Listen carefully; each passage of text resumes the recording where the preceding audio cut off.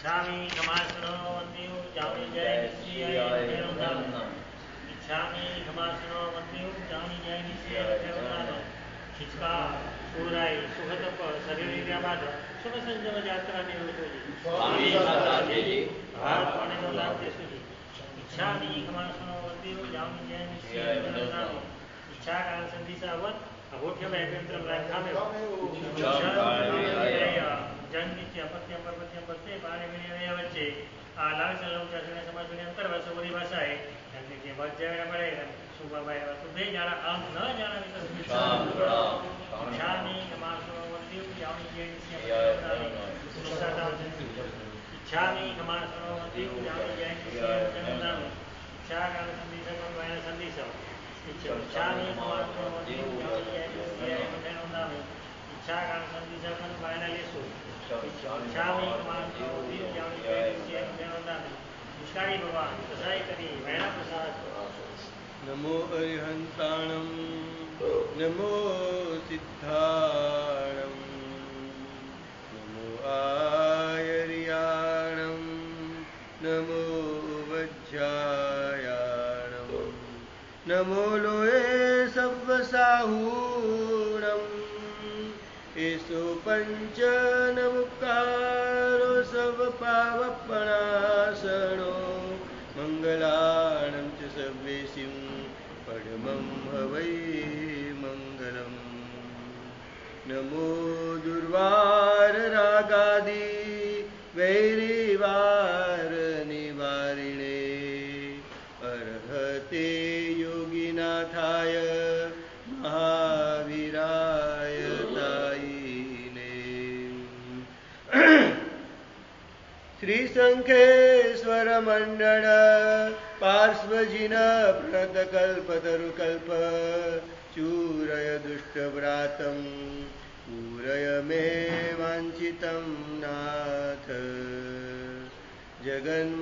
जगन्महामोहनिद्रा प्रत्युष समयोपमं मुनिसुव्रतनाथस्य देशनावचनं स्तुमः सर्वारिष्टप्रणाशाय सर्वाभीष्टार्थदायिने सर्वलब्धिनिधानाय गौतमस्वामिने नमः अज्ञानतिमिरान्धानां ज्ञानाञ्जनशलाकया नेत्रमुन्मीलितं येन तस्मै श्रीगुरवे नमः।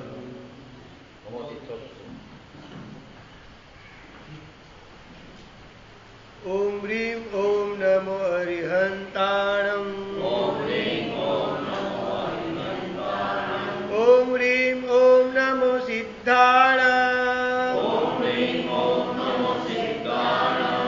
ह्रीं ॐ नमो आयर्याणम् ॐ ह्रीं ॐ नमो वज्रायाणाम् ॐ ह्रीं ॐ नमो लोये सव्वसाहूणम्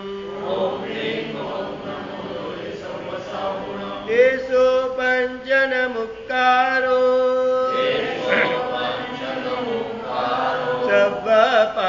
सर्वपावपणासनो मंगलानं च सर्वेसिं परमं वै मंगलम् चत्तारि मंगलम् अरिहन्ता मंगलम् सिद्धा मंगलम् साहू मंगलम् केवली पन्नतो धम्मो मंगला चत्तारि लघुत्तमा हरिहन्ता लघुत्तमा सिद्धा लघुत्तमा साहू લુગુત્તમા કેવલી પન્નતો ધમ્મો લુગુત્તમો ચત્તારી શરણમ પવજ્જામિ હરિહંતે શરણમ પવજ્જામિ સિદ્ધે શરણમ પવજ્જામિ સાહુ શરણમ પવજ્જામિ કેવલી પન્નતમ ધમ્મં શરણં પવજ્જામિ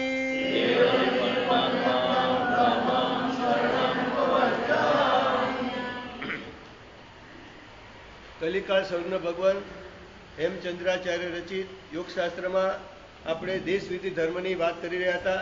એમાં 14 નિયમ આપણે જોઈ રહ્યા હતા પર્યુષણ પહેલા. તો દેશ વિધિ ધર્મ જે છે એ પહેલા પણ કહેલું કે સર્વવીરતિ અને દેશ વિધિ ધર્મ પ્રભુએ 2 ધર્મની પ્રોપણા સમોસમાં બેસીને કરી. અત્યાર સુધી આપણને છે ને પ્રવૃત્તિ ધર્મ ખૂબ ગમ્યો છે. તમે કોઈ એકાશનું કરવું ફાવે, જો મેં નિવૃત્તિ છે, સાથે સાથે સામાયિક પૂજા કરવી વધારે આપણને સુટેબલ થાય. સામાયિક કરવું સુટેબલ થતું નથી, કારણ કે એમાં પ્રવૃત્તિ છે. ઉદય વલ્લભ માર્શલનું એક પુસ્તક આવ્યું સામાયિક, બહુ મજાનું પુસ્તક છે.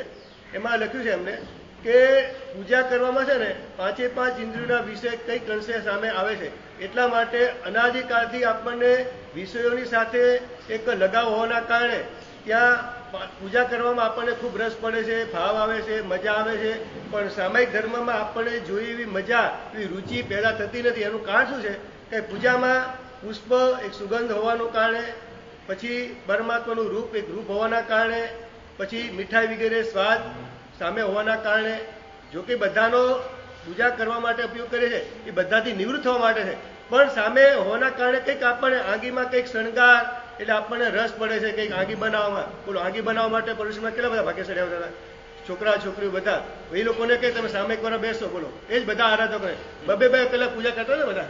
આગી 2 કલાક બનાવતા હતા ઘણા બધા ભાગે. એકવાર ખાલી નીચે ઉતરવાનું થયું હતું, પણ જોયું તો ઘણા બધા ભાગ્યશાળીઓ જે ઉપાસ એના પગથિયા ન ચડતા હોય એવા પણ ભાગ્યશાળીઓ એ વખતે આંગી બનાવતા હતા. 2 કલાક 3 કલાક એ પણ પૂજાના કપડાં પહેરીને ગરમી લાગતી હોય તો પણ. બોલો, એ જ વ્યક્તિને સામાયિક કરવાનું કહેશું તો કેમ નહીં ગમતું? વિચાર કરો, ધર્મ તો બંને છે ને. પ્રભુની પૂજા કરવી એ પણ, આંગી બનાવી તે પણ ધર્મ છે. સાથે સાથે સામાયિક પણ પ્રભુએ ધર્મ બતાવે છે. છતાં સામાયિક નહીં ગમવાની પાછળ તમે 2 કલાક તો આપો છો, પાછા તમારું સમય આપો છો પાછો. તે 2 કલાક આંગી બનાવી ગમે છે અને સાથે સાથે સામે 2 કલાક સામાયિક કરવું ગમતું નથી.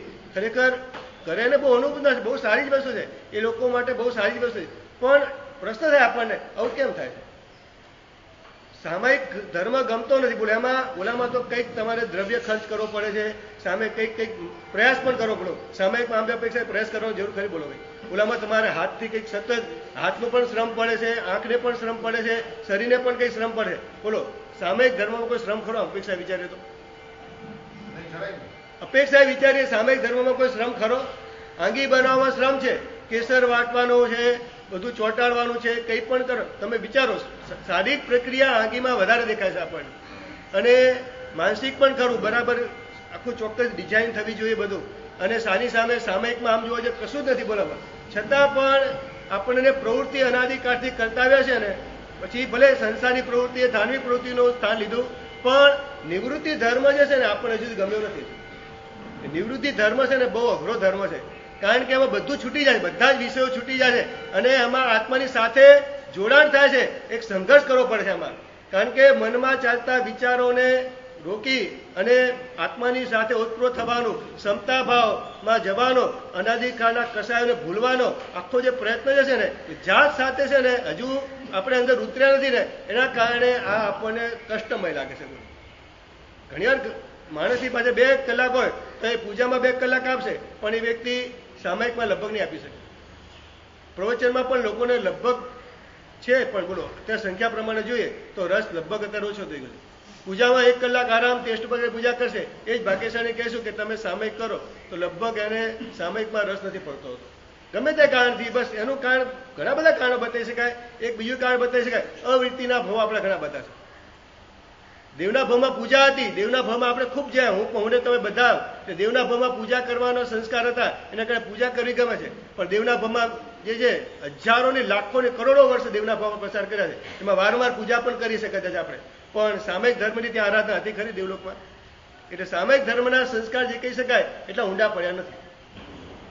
એટલા માટે સામયિક ધર્મ જે છે ને, વીરતી ધર્મ જે કહેવાય, નિવૃત્તિ જે ધર્મ કહેવાય, એ ધર્મ લગભગ મોટા ભાગના લોકોને રૂચતો નથી. કાલે જ એક બેને મને પ્રશ્ન પૂછ્યો હતો કે સાહેબજી, અમારો પૂજાનો સમય પણ લગભગ એક સરખો હોય અને વ્યાખ્યાનો સમય પણ લગભગ એક સરખો હોય છે, એક ટાઈમ જ લગભગ હોય છે. તો અમારે સાહેબજી શું કરવું? પૂજામાં વધારે ટાઈમ ફાળવો કે વ્યાખ્યાનમાં સમય વધારે ફાળવો? ટાઈમ અમારી પાસે લગભગ કલાક કે સવા કલાક, એનાથી વધારે તો નથી અમારી પાસે. તો અમારે પૂજા એકાદ બે ભગવાનની ઓછી કરીને વ્યાખ્યાનમાં વધારે લાભ લેવો કે શું કરવું? તો મેં એ લોકોને કીધું બેનને કે તમારે એક ભગવાને આરામથી પૂજા કરી અને ધૂપ દીપક કરી અને હરિન ચરણમ કરીને પણ તમે જો પૂજા કરો એક ભગવાનની અને આખું ચેતન કરે તો વધારશો, બાકી નહીતર કંઈ નહીં. પણ વ્યાખ્યાનમાં તમારે હાજરી આપવી ફરજિયાત છે. વ્યાખ્યાને ગૌણ કરીને તમે અષ્ટપ્રકારની પૂજા લાંબી કરો તો હકીકતમાં ચાલી શકતું નથી. પરમાત્માની વાણી જે છે ને બહુ મહત્વની જે છે. પૂજા છે ને કીધું ને દેવભાવમાં મળી જશે, પણ વાણી પરમાત્માની જલ્દી બધા દેવોને કંઈ નીચે સમસ્યા આવવાની ઈચ્છા નથી થતી હોતી. એટલે પરમાત્માની વાણી સાંભળવાનું કહી શકાય ને તો મનુષ્ય જીવનને જ વધારે આ મળી શકે છે. દેવના ભાવને પણ દેવમાં એટલી સુખ સામગ્રી હોવાના કારણે કરોડો દેવતા, અબજો દેવતાઓ પછી પણ કરોડો દેવતા જ પરમાત્માની ભક્તિ કરવા માટે આવે છે. સાક્ષાત પરમાત્મા છે છતાં પણ બોલો એ રીતે વિચારીને તો પ્રવૃત્તિ ધર્મ આપણને બધાને બહુ ગમે છે. નિવૃત્તિ ધર્મ લગભગ ગમતો નથી.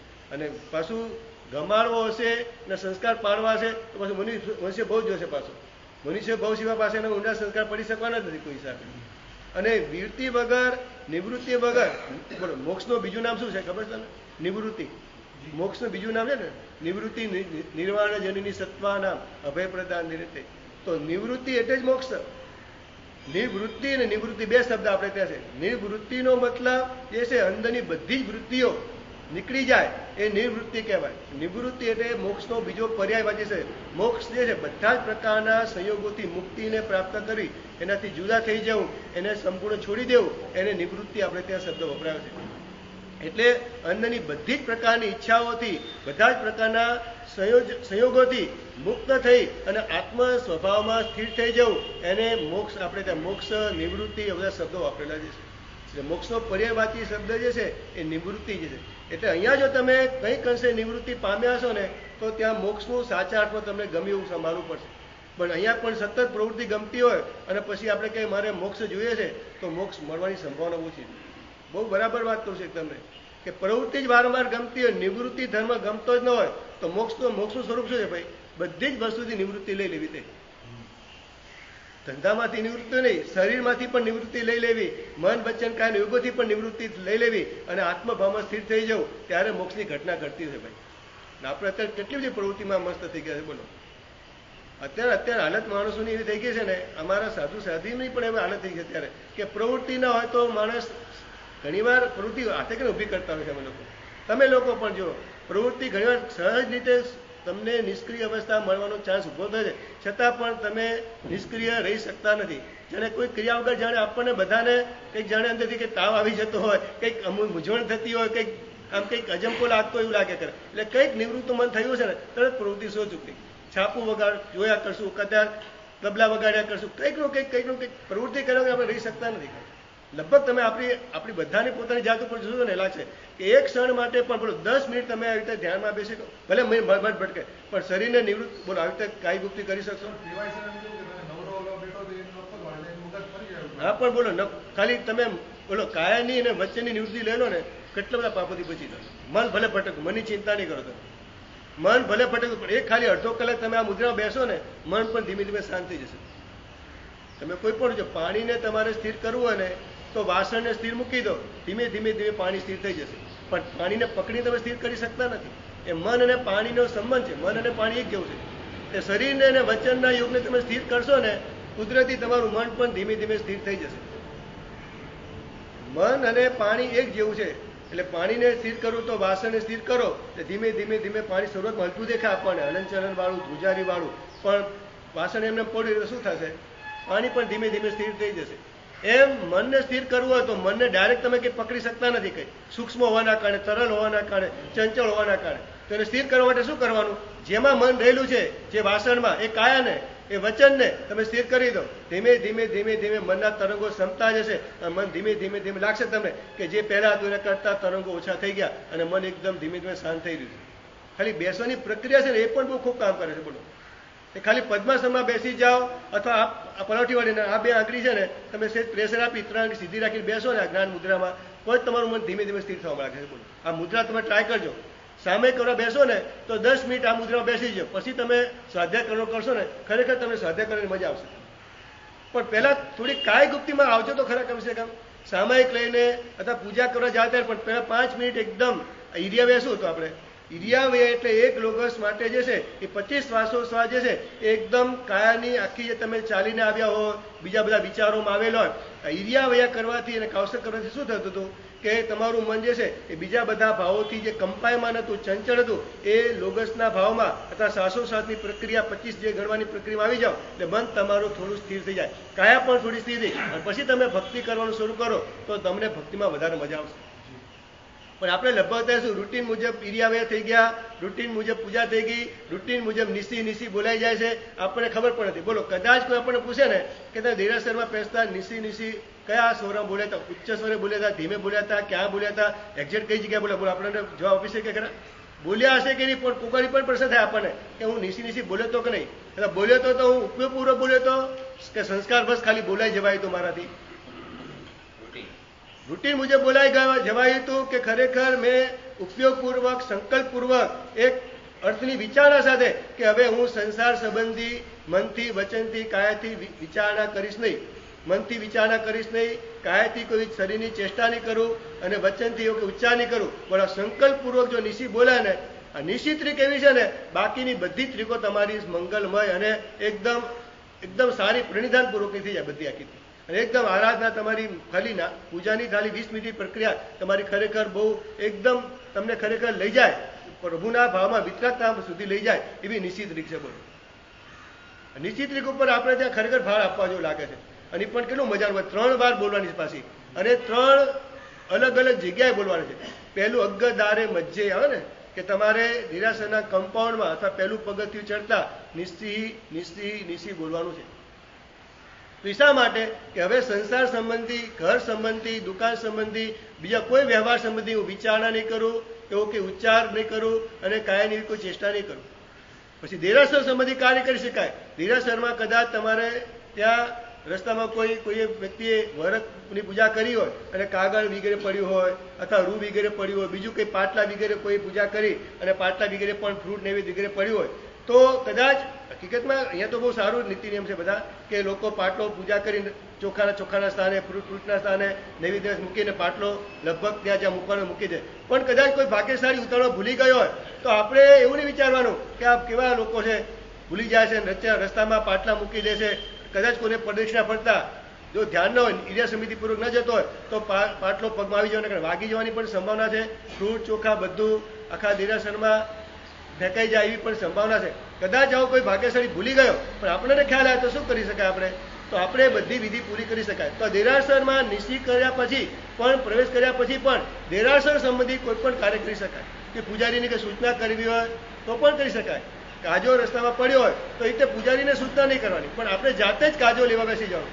પણ એ પૂજારી જોશથી બૂમ મારો એટલે શું થાય? તમે ઘણા ભાગ્યશાળી એટલી બધી દેરાસમાં જોશથી બૂમ મારતા હોય છે ને, એના કારણે પક્ષા જોશથી બૂમ મારે 100% બધાને સૂચના આપવા માટે.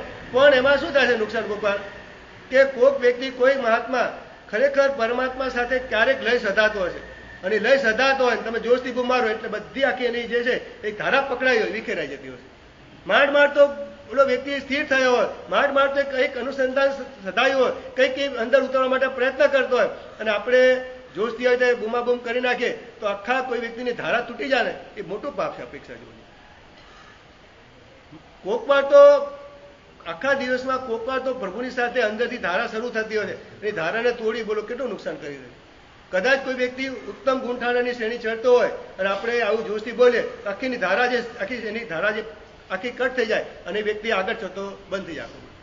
આવી સંભાવના, કારણ કે પ્રભુની સામે પ્રભુ જેવું પ્રબળ નિમિત્ત હોવાના કારણે ક્યારેક કઈ ભક્તને અંદરથી ભાવનાઓ અંદરથી ઉછળતી હોય છે, ખબર પણ ના પડે. કેવા કેવા અરમાનો હોય, વ્યક્તિ રમતો હોય છે પ્રભુ ભક્તિ કરતા, કોઈ સ્તવનના માધ્યમ દ્વારા, કોઈ સ્તુતિના માધ્યમ દ્વારા પ્રભુની સાથે એકાકાર થતો હોય, આપણે જોશથી બૂમ મારીએ તો એના કારણે આ બધી ધારા જે છે વિખેરાઈ જતી હોય છે. અમારે આવું ઘણું વાર બનતું હશે કે કોઈક આખી સ્તવનની પંક્તિ દ્વારા કંઈક અંદરથી ભાવધારા, કંઈક અંદરથી સંવેદના જાગતી હોય, કંઈક નવું મજાની અનુપ્રેક્ષણથી થતી હોય અને એના દ્વારા ભક્તિ ચાલતી હોય અને કોઈ જોશથી બોલે એટલે કોઈક વાર તો બહુ અંદર એટલા ઉતરી ગયા તો ત્યારે ખબર પણ નથી પડતી, પણ થોડું આછી હજુ સુરાતા જ હોય ત્યારે આ બધું થતું હોય છે કે આખી ધારા વિખરાઈ જતી હોય છે. એટલે જ પ્રતિક્રમણ આપણે જ્યારે વ્યાખ્યાનમાં આવે ત્યારે પણ એટલે જ કર્યું ને કે વ્યાખ્યાનમાં આવે જ્યારે ત્યારે જે વ્યક્તિ પાછળ બેઠો હોય તો પાછળ જ બેસાય, પછી એને આગળ આવીને પછી કરો. અને કોઈ વ્યક્તિ એકદમ ભાવથી સાંભળતો હોય તો આખીની ધારા ખંડિત થઈ જાય એવું નહીં કરવાનું. એ રીતે પછી કોઈ પ્લાસ્ટિકની થેલી લઈને આવે, કટાશ લઈને અને અવાજ કરે તો પણ આપણું મન એટલું બધું છે ને, વિવરિંગ માઇન્ડ છે ને આપણું બધાનું, કે થોડુંક પણ એ કંઈ નિમિત્ત પડે એટલે તરત જ ત્યાં બધું આપણું મન ત્યાં પોરવાઈ જતું હશે. એટલે આટલું ખાસ ધ્યાનમાં રાખવાનું કે પાછળથી આવ્યા છો તો પાછળ જ બેસી જવું અને આગળ આવવાનું ધ્યાન નહીં રાખવું. પણ વિશેષ વ્યક્તિ હોય તો આખી વસ્તુ નથી. બાકી જનરલ અથવા કોઈ વિશેષ પ્રસંગ ચાલતો હોય કે વિશેષ આમંત્રિત મહેમાનો તો આગળ આવી શકે એનો વાંધો નહીં. પણ જ્યારે આખી એક મજાની ધારા ચાલતી હોય ને ત્યારે લગભગ ધારાને ખંડિત કરવાનું લગભગ એવું કાર્ય નહીં કરે. કારણ કે એ વખતે બધા જ આરાધકો એક મહાત્મા જ્યારે બોલતા હોય ત્યારે કઈ વિશેષ વસ્તુ ઉપર જ્યારે બોલતા હોય ત્યારે કઈક વ્યક્તિને એવી આરાધનાના ભાવો અંદરથી સર્જાતા હોય, એક સંકલ્પ પણ ઉમેરતા હોય કે આ આરાધના અમારે હવે શરૂ કરી દેવી છે અને આખું થાય એટલે આખું બધું અંદરનું જે બળ હશે બધું વિખેરાઈ જતું હોય. એટલે આ ખાસ ધ્યાનમાં રાખો. કારણ કે દેરાસરમાં ઘણા બધા ભાગ્યશાળીઓને ખરેખર ઘણીવાર ભાવો આવતા જ હશે. તમને પણ અનુભવ હશે કે અમુક વાર એવું બની જતું છે, પણ તમે પણ જોયું છે કે જ્યારે કંઈ આજુબાજુ કંઈ થાય છે ત્યારે આખી ધારા વિખેરાઈ જતી હોય છે. એટલે જ આપણે કીધું ને કે ધૂપ પૂજા ડાબી બાજુ રહીને કરવાની, દીપક પૂજા જમણી બાજુ રહી, પણ વચ્ચે ઉભા રહીને કોઈ પૂજા કરવાની કીધું નથી. અગ્ર પૂજા પણ એકદમ સામે રહીને કરવાની ના પાડી છે આપણને પણ. અને કીધું છે અમુક પ્રકારની ડિગ્રીથી તમે જ ઉભા રહીને ભક્તિ કરો ને, પ્રાર્થના કરો તો જ તમારી સફળ થાય. એકદમ ભગવાનની સામે ઉભા રહીને ભક્તિ કરાતી નથી. હા, અને દેરાસરમાં પણ ખુરશી પર બેસવું હોય ને તો પણ પ્રભુની રજા તો લઈ લેજે.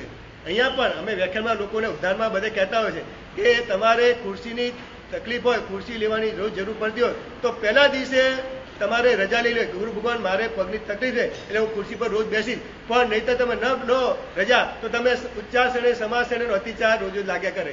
ભલે તમે પૂઠેમાં બોલો પણ રોજે અતિચાર લાગ્યા કરે.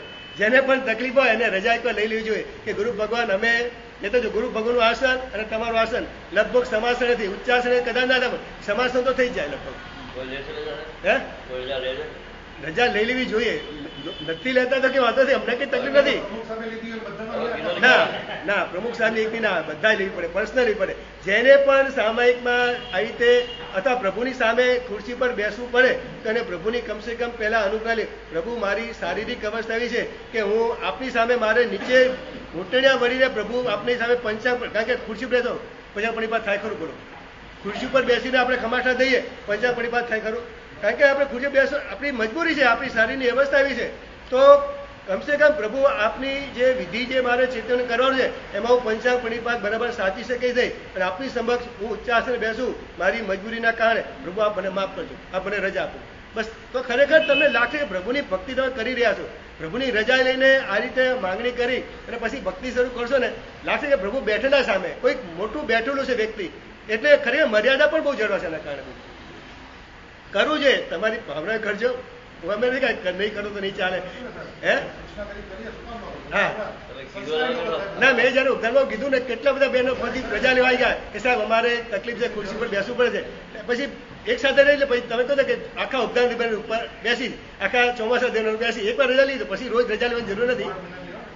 આ 12 મહિના લઈ વાત તો ચાલશે. 12 મહિનાની લેશો તો ચાલશે, વાંધો નથી. 12 મહિનાની લેશો તો વાંધો નથી, પણ ચોમાસામાં આખા રિન્યુ કરાવી દેવાનું બસ, બીજું કંઈ નહીં. પણ રજા ખરેખર તમને પોતાને ખરેખર મજા આવશે. કંઈક બહુમાન સચવાશે, કંઈક થોડું આપણું કંઈક લાગશે કે આપણા કરતા ગુરુ ભગવાન ઊંચા છે, ગુરુ ભગવાનની સામે ન બેસાય. હવે વિવેક સતત જાગૃત રહેશે. બેસવું પડે છે, બેસાય છતાં પણ રજા માગવાથી અતિચાર નહીં લાગે તમને. નહીં તો રજા ન લો તો અતિચાર લાગી જાય ખરો તમને. હે અમે સમજીએ છીએ કે શ્રાવકની પરિસ્થિતિ, કારણ કે અમારે ના તમે નહીં માનો, હા અમે રાખીએ. અમારે પણ કદાચ કોઈ મળવા આવે ને ખ્યાલ આવે કે આ વ્યક્તિને તકલીફ છે તો સામે ઘણી ખુરશી આપીએ પણ છે. બોલો, હું પુત્રીને ખુરશી આપું, મને પછી બી તકલીફ નથી તો હું ખુરશી એમને આપી દઉં, મારે તમે બેસો, મને વાંધો નથી, નીચે બેસી શકો છો.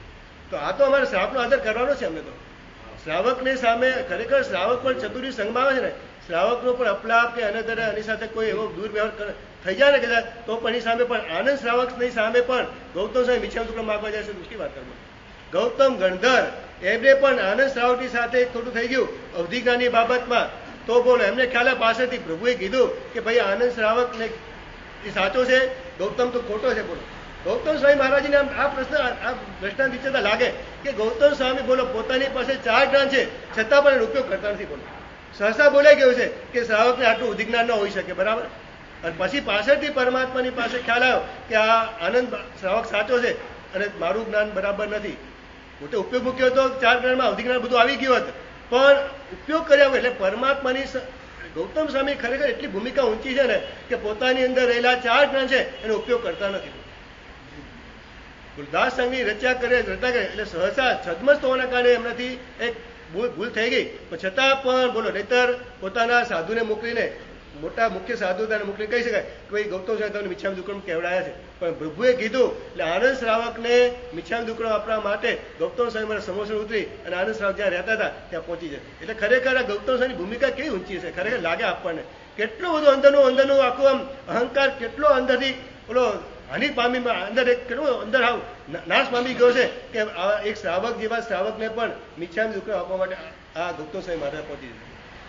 અને પરમાત્માની આજ્ઞાનું પાલન પણ કેટલું જોરદાર હશે કે પરમાત્માએ કીધું છે ગૌતમ મિચ્છામી દુક્કડમ આપ્યા અને પરમાત્માની આજ્ઞાનું પાલન પણ પોતાના સાધુને મોકલતા નથી અથવા સમોસર આવશે એટલે સામે આપી દઈશું એવું નહીં. કીધું છે જવાનું તો જઈને જ મિચ્છામી દુક્કડમ આપવા, નહીં તો આપણે તો રાહ જોઈએ કે સમસ્યાના દિવસે આવશે પ્રતિક્રમણ મળી મિચ્છામી દુક્કડમ આપી દઈશું, ઘરે જવાની શું જરૂર આપણે, આવું વિચાર ને આપણે બધા.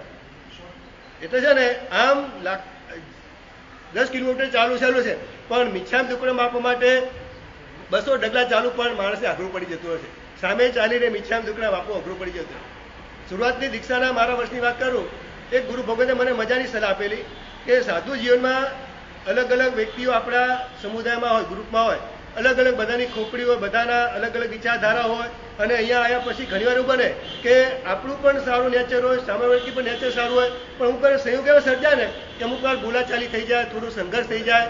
તો એમને મજાની મને સલાહ આપી હતી કે જ્યારે પણ આવું કોઈ મહાત્મા જોડે ઊંચા સ્વદે બોલી જાય ને અવાજે તરત જ મિચ્છામી દુક્કડમ આપી દેવાનું. કદાચ આપણો અહંકાર ન આપવા દે તો કમસે કમ મનોમન તો મિચ્છામી દુક્કડમ તરત આપી દેવાનું અને એમને પછી તરત વંદન તો કરી લેવાનું કે આપણો અહંકાર કદાચ સામે ચાલીને તૈયાર નથી. અમાને પણ આ બધું સતાવે બધું, એટલે એના કારણે કદાચ આપણે સામે ચાલીને મિચ્છામી આપવા ન જઈએ પણ એ સંઘર્ષ કદાચ લાંબો ન ચાલે તરત વંદન તો ગુરુવંદન તો એમને, અને સાંજે જ્યારે કરવા જઈએ વંદન ત્યારે તો ખાસ એ બાબતની ઉલ્લેખ કરીને કે સવારે કંઈ મારાથી બોલી ગયું છે એનું મને માફી આપી દીધું.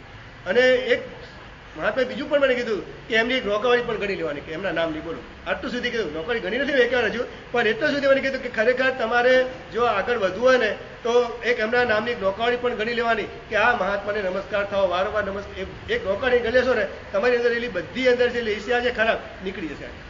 આવા મહાત્મા અમને મળ્યા છે કે આવી સલાહ આપવાના, એના કારણે ખરેખર અમુક સંકલેશોથી ઘણી બધી બચી જવાય છે લાગે આપણને. તમે પણ કરી શકો કે જ્યારે પણ કોઈની સાથે સંઘર્ષ થઈ જાય, ઊંચા બોલી જાય તરત ના આપી શકાય તો કંઈ નહીં, કારણ કે એ વખતે તો આપણું મન એટલું બધું ઓલું હોય છે ને અહંકારથી ભરેલું ને બધું, એટલે અઘરું પડી જાય આપણને.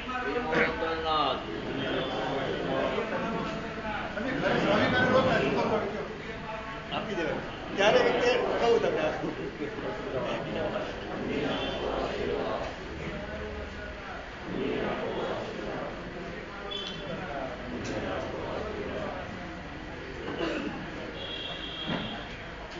ગુરુજીનું શાસન દેવ કી.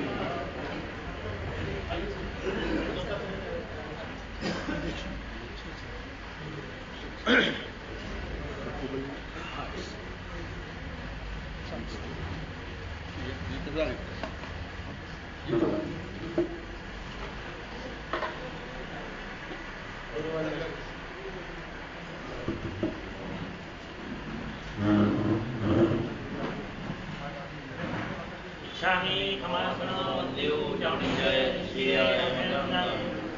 Shami Kamasana Dev કા સુરઈ સુગતપ શરીર નિરાવાદ સુખ સંજમ જાત્રા નિર્વ સુજી સ્વામી સદાશિવી ભારપણને કોનાથી સુજી સ્વામી કમાસનો દેવ જાણી જય નિશ્ચય ભેરો નામી શા કારણ સંદેશા પણ ભૂખમે અભ્યંતરમ રહે ખામ્યું શામ નામી વિરાયા જન્મિત્ય અપત્યમ પત્યમ પતે પાણી વિણ્યા વચ્ચે આલાવે સલમ ચસને સમાસને અંતર વર્ષે બધી ભાષાએ જન્મિત્ય માધ્યમે પણ એમ સુમા માયવા તુતે જાણે આમ ન જાણે શામી કમાસનો દેવ જાણી જય નિશ્ચય ભેરો નામી દિનેશભાઈ પ્રશ્ન પૂછ્યો કે શ્રાવિકાની સાથે થઈ જાય આવું કોઈ પણ વ્યક્તિની સાથે ઘરના તો એને તો કંઈ તમે નૌકાવડી ગણી શકો ને એને કંઈ પણ કમસે કમ ત્યાં એક પર્યાય નથી જોવાનો.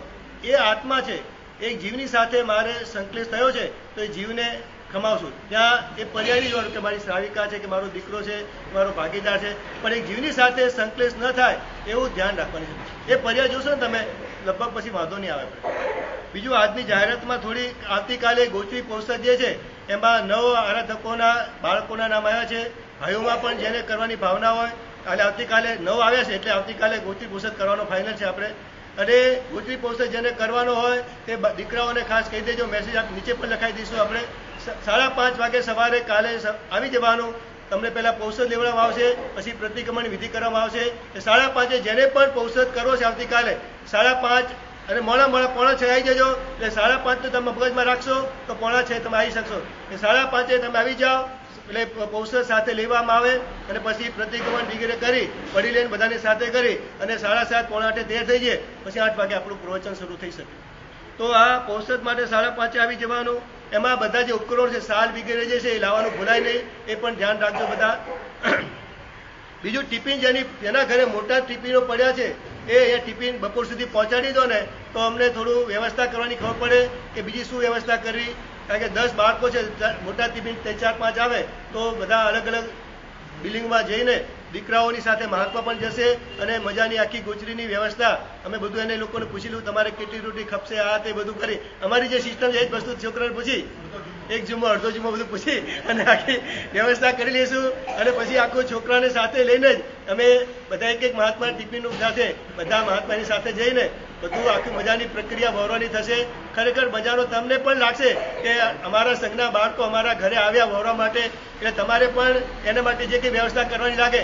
બાકીની અમુક વસ્તુ જે છે એ નીચેથી પછી જે કંઈ લાગશે કે અમુક વસ્તુ નથી અથવા તો નીચેથી ચા દૂધ વગેરે જે છે નીચેથી કરશું એટલે કંઈ ગરમ વગેરે ઠંડુ ગરમ વગેરે એટલા માટે.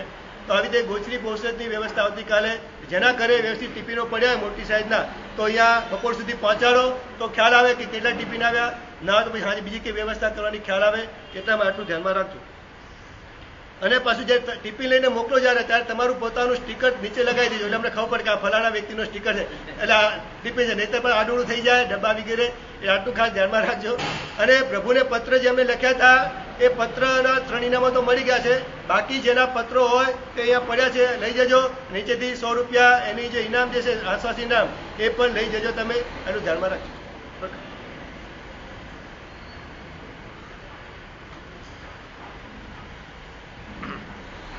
न्याय संपन्न विभव शिष्टाचार प्रशंसक तुलसी रसम विशाल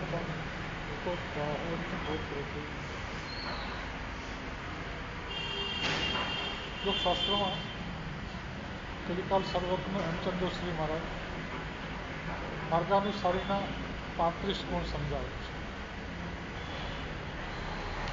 માર્ગાનુસારી એટલે તો સમ્યક દર્શનની પણ પહેલાંની ભૂમિકા છે. એ ભૂમિકામાં પણ તમારી પાસે કેવા કેવા ગુણ હોય તો તમે માર્ગાનુસારી કહેવાય. તો પહેલો ગુણ છે ન્યાય સંપન્ન વિભવ. માર્ગાનુસારી માણસની પાસે જે કંઈ સંપત્તિ વૈભવ હોય એ ન્યાય નીતિથી કમાયેલો હોવો જોઈએ. અન્યાય અપ્રમાણિકતા કે વિશ્વાસઘાત કરીને પ્રાપ્ત કરેલી કોઈ સંપત્તિ એની પાસે હોવી ન જોઈએ. કેમ કે અન્યાય કે અનીતિથી તમે ધન કમાઓ તો એ ધન છે એ કોઈને કોઈ રીતે તમારા પાસેથી જતું રહેવાનું છે.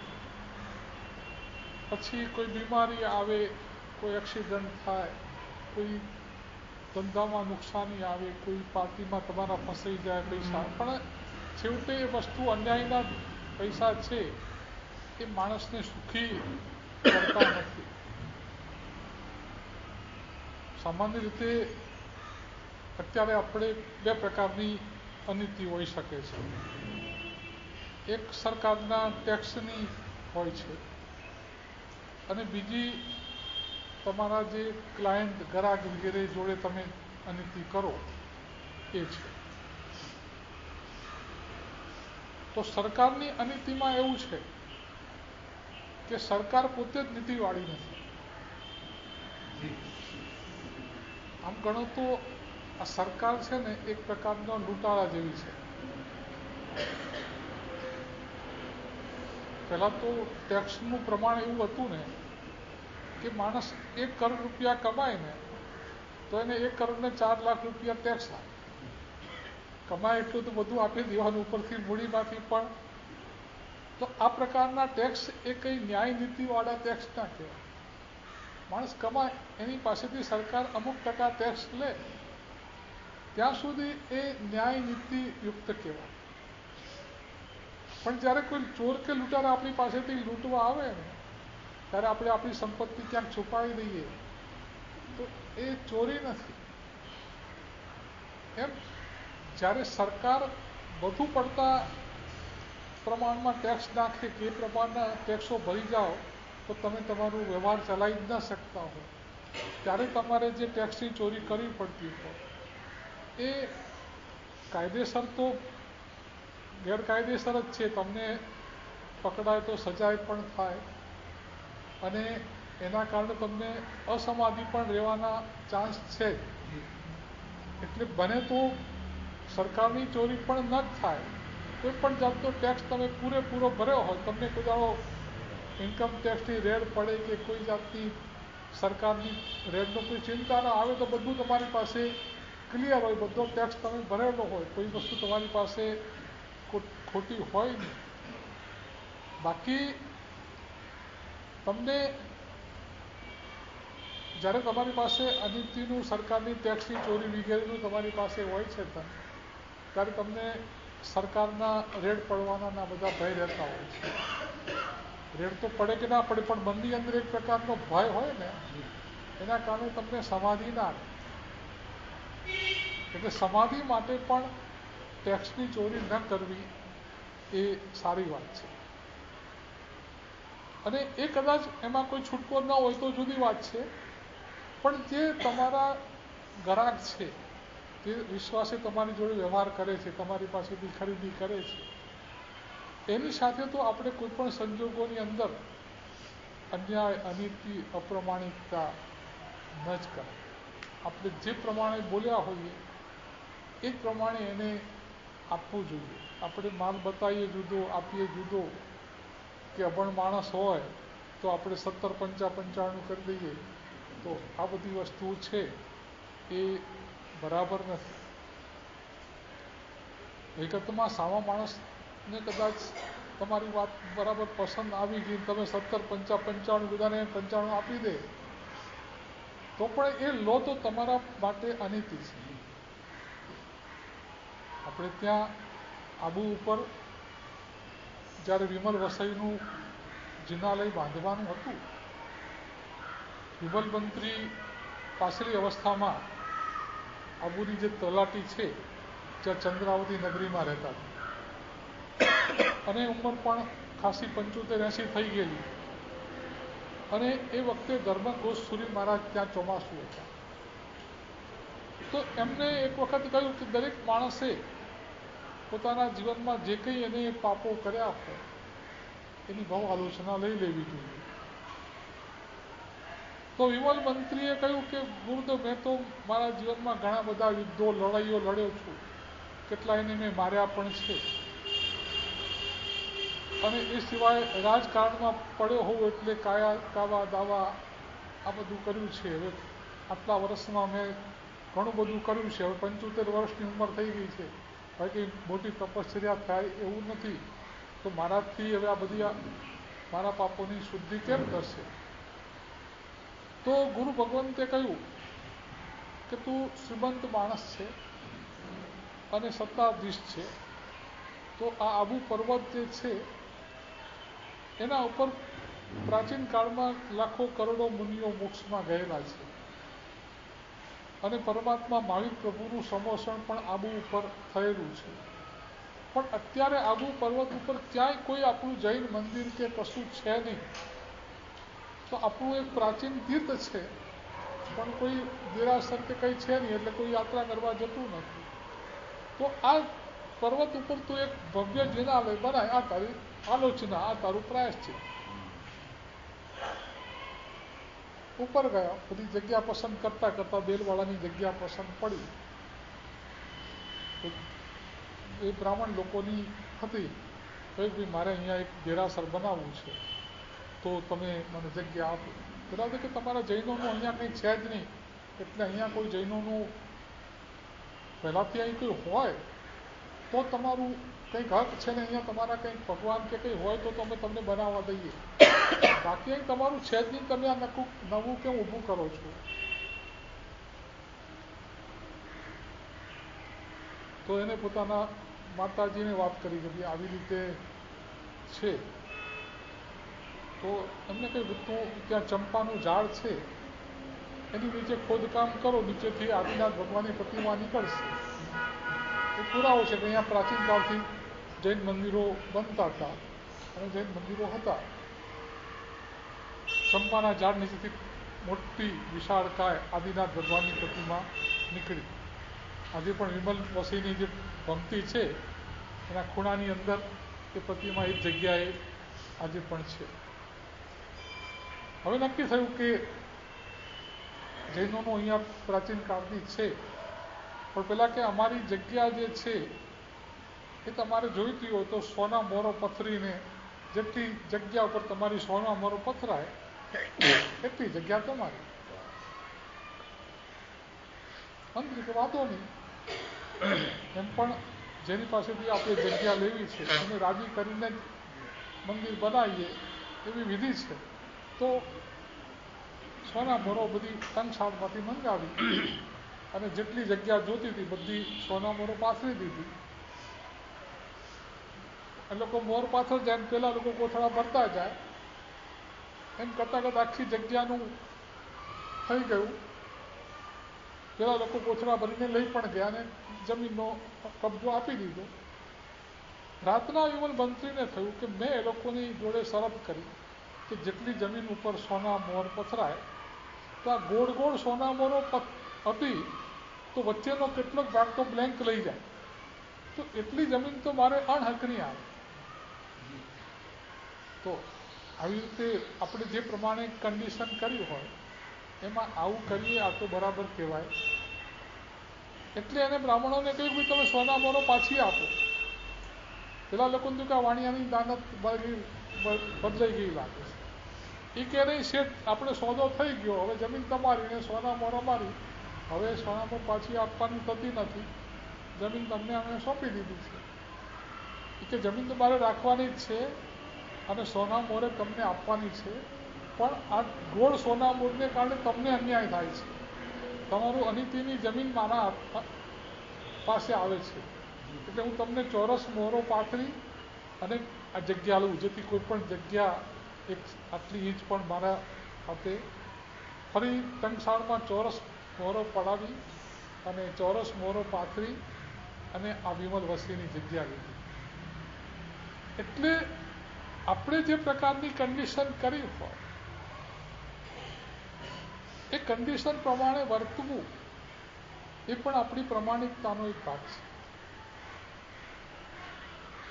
આજની પરિસ્થિતિ એવી થઈ ગઈ છે ને કે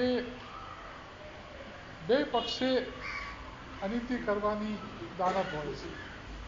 શાક ખરીદવા વાળાને હોય કે બે મરચાં વધારે મફતના લેવાય તો લઈ લઈ, અને શાક વેચવાળાને એવું હોય કે કંઈક દાંડી ચડાવી લાકે ત્રકે કુડા કાટલા માપા કરી અને ગ્રાહકને ઓછું વજનની વસ્તુ આપવી, આ એની દાનત હોય છે. પછી એમાં જે હોશિયાર હોય એ ફાવી જાય છે. પણ જ્યાં મનોવૃત્તિ ખરાબ હોય છે ને ત્યાં કર્મબંધ તો થાય જ છે. તમે સમજો કે આપણે મફતના 2 મરચાં તો લીધા પણ અડધો શેર શાક ઓછું આવ્યું તમને ખબર. ખરેખર તમે છેતરાયા હો, પણ તમારી દાનત તો છેતરવાની જ હોય કે મફતમાં કોથમીર લઈ લેવી, મફતમાં મરચાં લઈ લેવા. તો એ મફતમાં લેવાની વૃત્તિ આવી, એ અનિત્યનો વિચાર આવ્યો ને એટલે આપણને કર્મ બંધ થાય છે. બાકી આ દુનિયાની અંદર તમે જો તો ડગલે ને પગલે માણસ એકબીજાને છેતરવાની વૃત્તિ કરવાવાળા હોય છે. એમાં જે હોશિયાર હોય એ છેતરાતો નથી ને જે મોટ હોય છે એ છેતરાઈ જાય છે. એક બીબીને મિયાને બીબીએ કીધું કે લવિંગ લઈ આવ. લવિંગ લેવા નીકળ્યા, બીબીએ પૈસા આપ્યા, પણ કે જો આ વાણિયાઓ ભાવ તાલ બહુ ખોટા છે. નહીં કે આપણે બજારમાં બધી દુકાનના ભાવ પૂછશું કે એકદમ રિઝનેબલ હશે ત્યાંથી લઈશું. પણ કે એ લોકો વજનમાં પણ બધું ગડબડ કરતા હોય છે. 100 ગ્રામના બદલે 90 ગ્રામનું કાટલું લઈ લે કે નહીં, આપણે એ પણ ચેક કરશું કે દાંડીને તાજવાની દાંડી આમ ચડાવી દે તો પણ વજનમાં ગડબડ થાય તો કે એ પણ ચેક કરી લઈશું. બધું ભલામણ કરીને મોકલ્યા. આખી બજારમાં ભાવ પૂછે, 1 કિલો લવિંગ કા ભાવ ક્યાં હૈ, 1 કિલો લવિંગ કા ભાવ ક્યાં હૈ. એમ કરતાં કરતાં એક વાણિયાએ જોયું કે અમારો બેટો ક્યારનો બજારમાં ફરે છે અને બધે ભાવ પૂછે છે, તો એની પાસે એકદમ એને રિઝનેબલ ભાવ કીધા. પેલો કે 100 ગ્રામ લવિંગ આપો. કિલોના ભાવમાં એકદમ રિઝનેબલ હોય એમાં 100 ગ્રામ આપે તો એને પોસાય નહીં. એટલે એમથી કંઈક કાટલામાં કંઈક પેલો કે નહીં કાટલું મને જોવા દો. બરાબર 100 ગ્રામ ચેક કર્યું, તાજું પણ બરાબર એને. પરંતુ હવે મારે આને 100 ગ્રામ જો લવિંગ આપું તો મને પોસાય એવું નથી, કરવું શું? હોશિયાર હતો, ખિસ્સામાંથી થોડી પરચુરણ ભરેલી અને લવિંગ નાખતા નાખતા થોડી પરચુરણ પણ લવિંગના ભેગી જવા દીધી.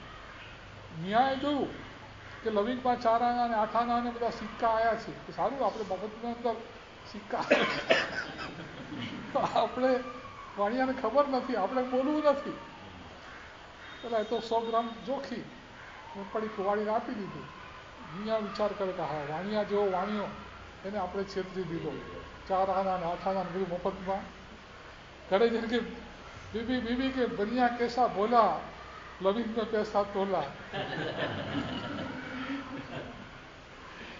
बीबी के 400 રૂપિયા કિલોના 100 ગ્રામના ભાવના લવિંગ અને એમાં તમે 25 ગ્રામ તો સિક્કા લાવ્યા, તો 100 ગ્રામના 100 રૂપિયાના લવિંગ ઓછા આવ્યા અને એની જગ્યાએ તમે 12 રૂપિયાનું પરચુરણ લાવ્યા. તો તમે મૂર્ખ કે વાણિયો મૂર્ખ.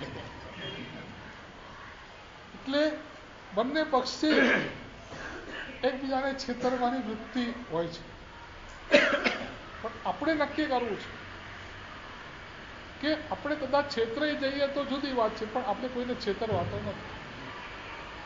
કેમ કે આપણે કોઈને છેતર્યા તો આપણી પાસે જે પણ ધન આવશે એ અન્યાયનું, અનીતિનું, અપ્રમાણિકતાનું આવશે. અને આવું ધન જે છે એ આપણને ક્યારેય સુખી કરતું નથી. એ ધન તો જાય પણ સાથે સાથે તમારું જે ન્યાય ને નીતિનું હોય ને એ પણ જતું.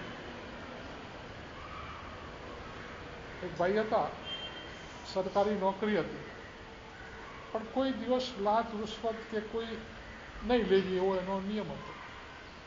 એટલે પગારમાંથી તો ઘરના ખર્ચા નીકળી જાય. બીજા બધા જે એમની ગ્રેડના બીજા ઓફિસરો હતા, કોઈને ત્યાં ગાડી ને કોઈને ત્યાં એસી ને, તો પેલી ભાઈ કે આપણા ત્યાં આવું કેમ નથી?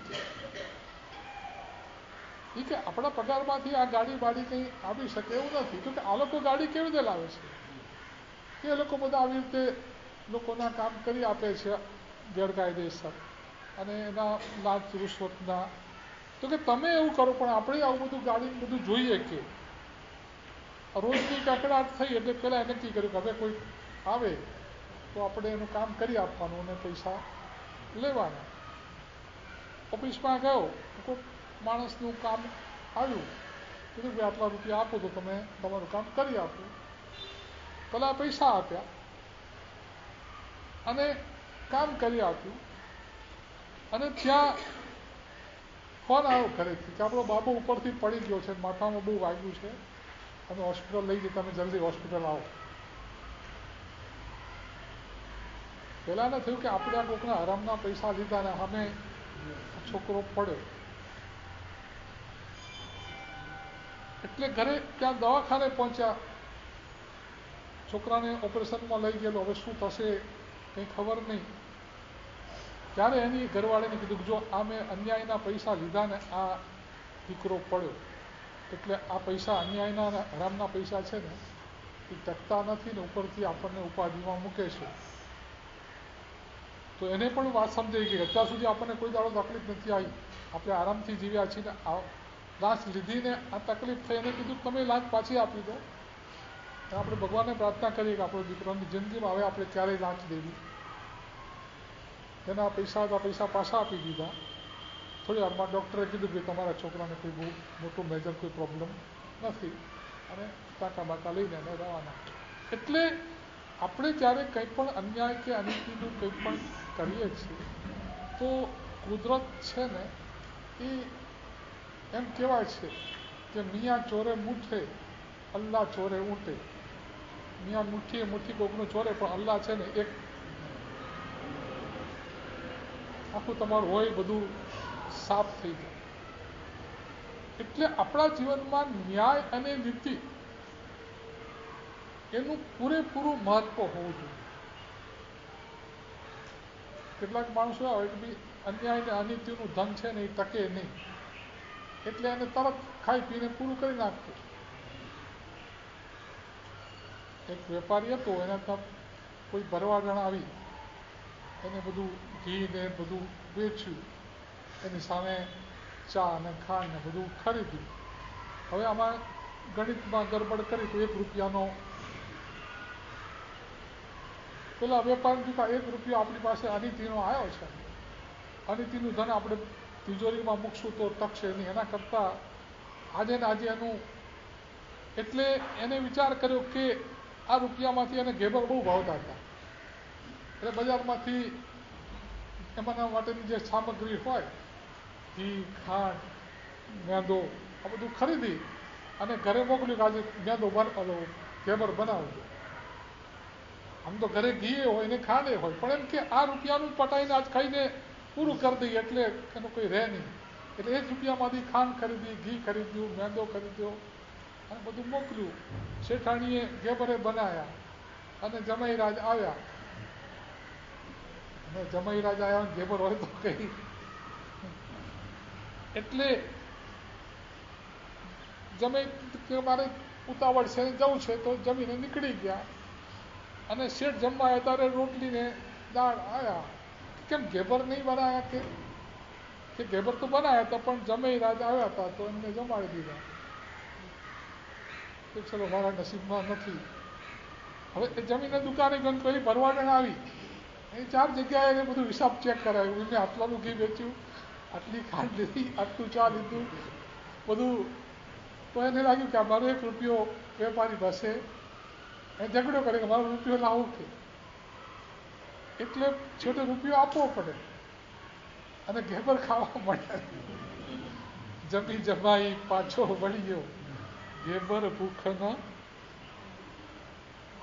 એટલે અન્યાય અને અનીતિ કરવાથી પરિણામે આપણને કોઈ ફાયદો થતો નથી.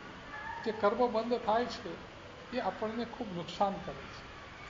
એટલે આપણા જીવનની અંદર ન્યાય, નીતિ, પ્રમાણિકતા એનું સ્થાન સૌથી ઉપર હોવું જોઈએ. કે બીજું બધું આમ તેમ ચાલશે, પણ ન્યાય, નીતિ કે પ્રમાણિકતા છે ને એને જરા પણ ડાઘ લાગવો જોઈએ નહીં. એક રાજા હતો, એના રાજ્યમાં એક નિયમ હતો કે કોઈ પણ એક સામાન્ય માણસ મરી જાય તો ટાવરમાં 1 ડંકો વાગે. એ કોઈ જ્ઞાતિનો વડો હોય તો 2 ડંકા વાગે.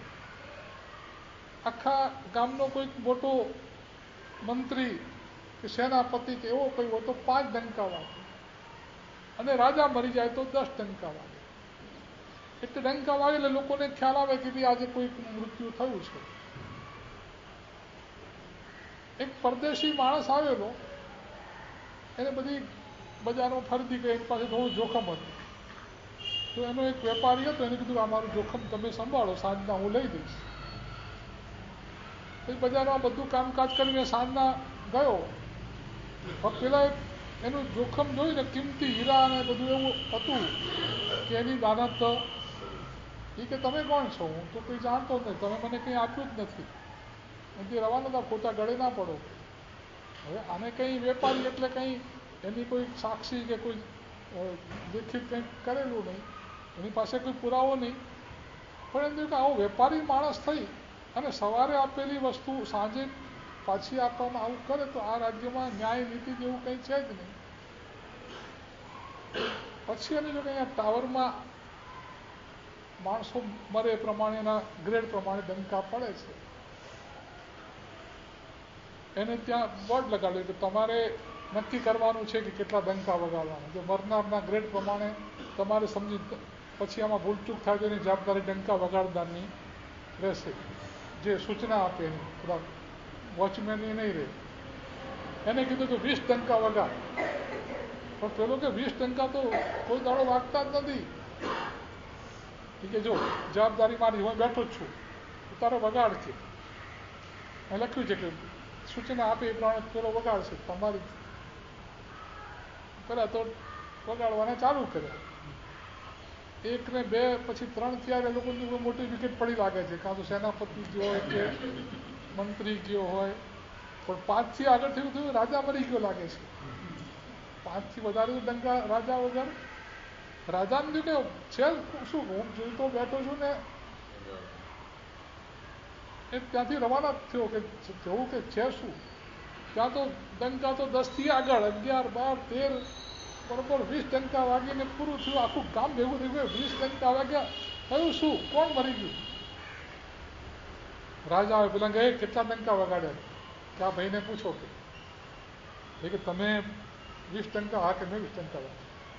તો કે તમને ખબર છે અમારા રાજ્યનો નિયમ કે સામાન્ય માણસ મરે તો એ ડંકો? હા મને બધી ખબર છે.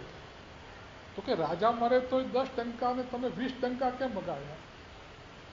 એ કે રાજાજી મને એક વાત કહો, રાજા મહાન કે ન્યાય મહાન? ન્યાય મહાન છે.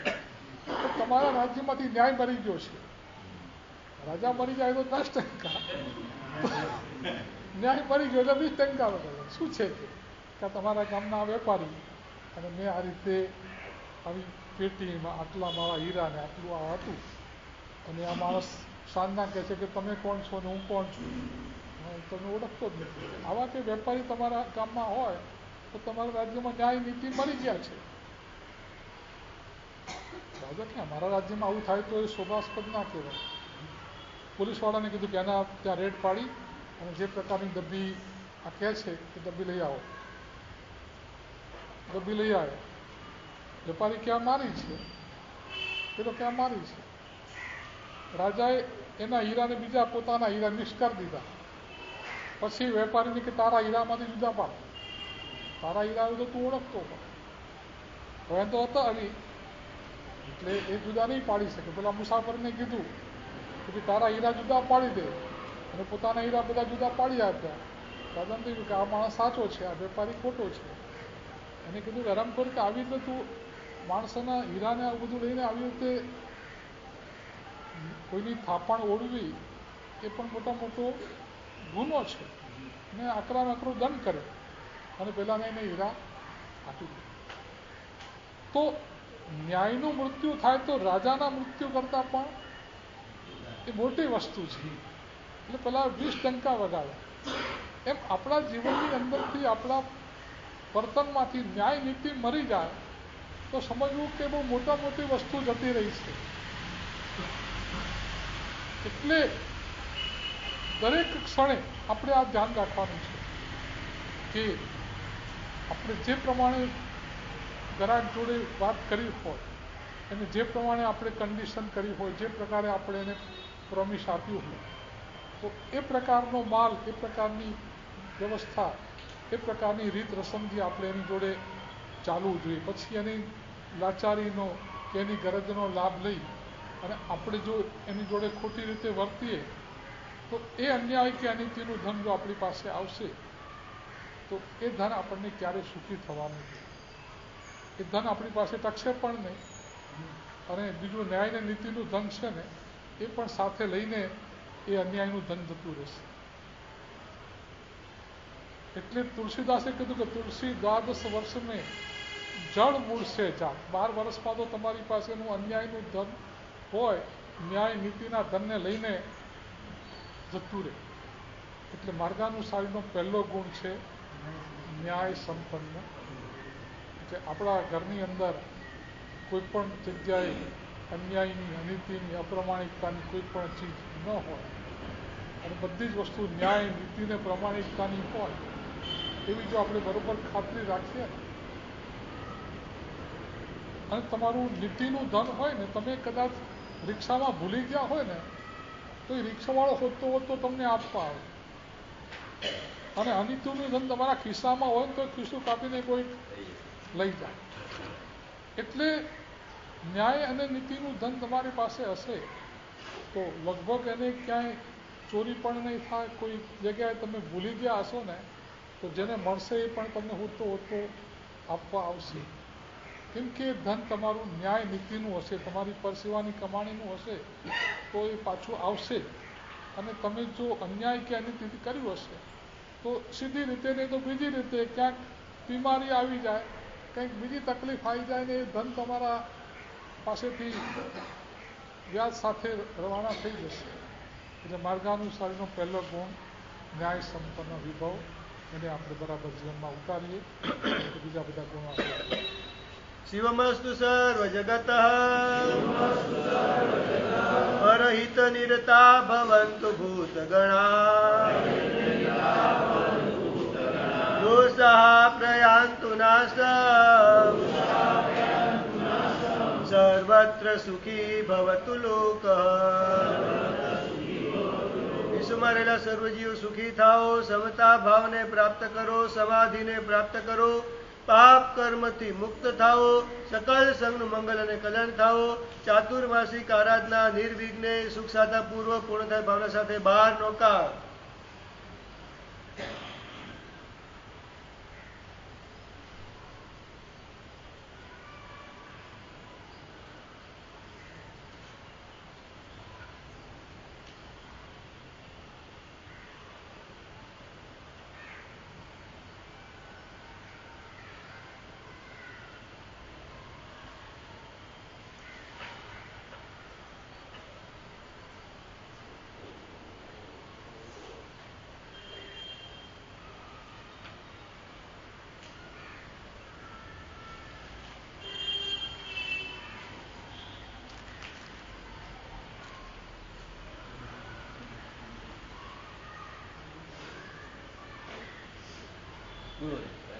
વ્યાખ્યાન કરો સવારે 8 થી 9 રહેશે.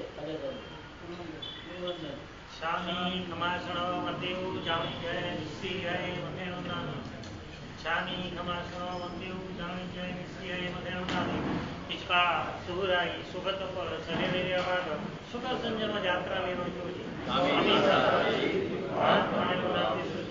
ઈચ્છામી ખમાસણો મંદેવ જાણી જય નિશ્ચિ હે મધેનો નામી. ઈચ્છાગામ સંદિશાવા અભૂતમે અભિપ્રાય ખામેવ જાનકી અપત્યમ અપત્યમ પત્તે વાણી વચ્ચે આલા સંલગ્ન સમાસન અંતર્વસુરી ભાષાએ જાનકી કે વચ્ચે પડેગા સુંબા ભાઈ તું બે જાણા ન જાણા શામી કમાસનો મંદિર જામી જે સિમતે પછી